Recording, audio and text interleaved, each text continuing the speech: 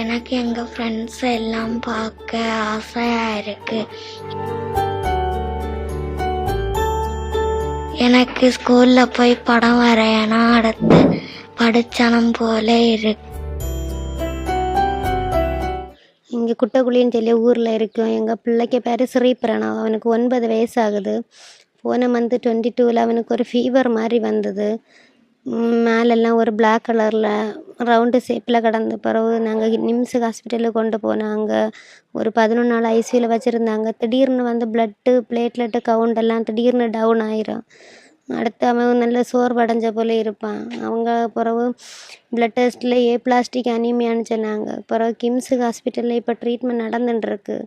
ஒவ்வொரு காலம் நாங்கள் போயிட்டு அமௌண்ட்டுன்னு எங்களுக்கு ரெடி ஆகிறதுனால தற்காலிகமாட்டு அவனுக்குள்ள சொல்யூஷன் பிளட்டும் பிளேட்லெட்டும் மட்டும் அடைச்சி வீட்டுக்கு கொண்டு வரோம்.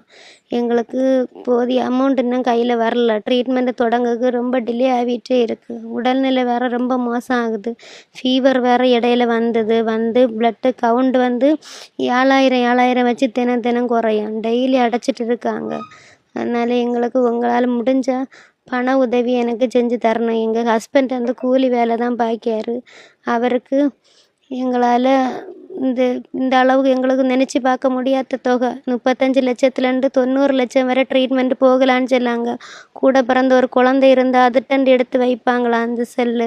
இது வந்து டோனர் தான் ரெடி பண்ணணும்னு சொன்னாங்க. எங்களுக்கு அது 5% தானே பிள்ளைக்கு மேட்ச் ஆகும். அதுக்கு மேலே பண்ணினா ரொம்ப ரிஸ்க்குன்னு சொல்லணும். டோனர் மூலம் தான் பண்ணணும். அதுக்கு 90 லட்சமும் தாண்டி 1 கோடியும் நெருங்கலாம் சிலவங்களுக்கு அப்படின்னு சொல்லணும். எங்களுக்கு அந்த அளவில் யோசித்து பார்க்க வேண்டிய தொகை எங்களுக்கு நினைக்க கூட முடியாது இந்த தொகையை. அதனால் எல்லாருமாட்டும் எங்களுக்கு கொஞ்சம் ஹெல்ப் பண்ணி எங்களுக்கு உதவணும்.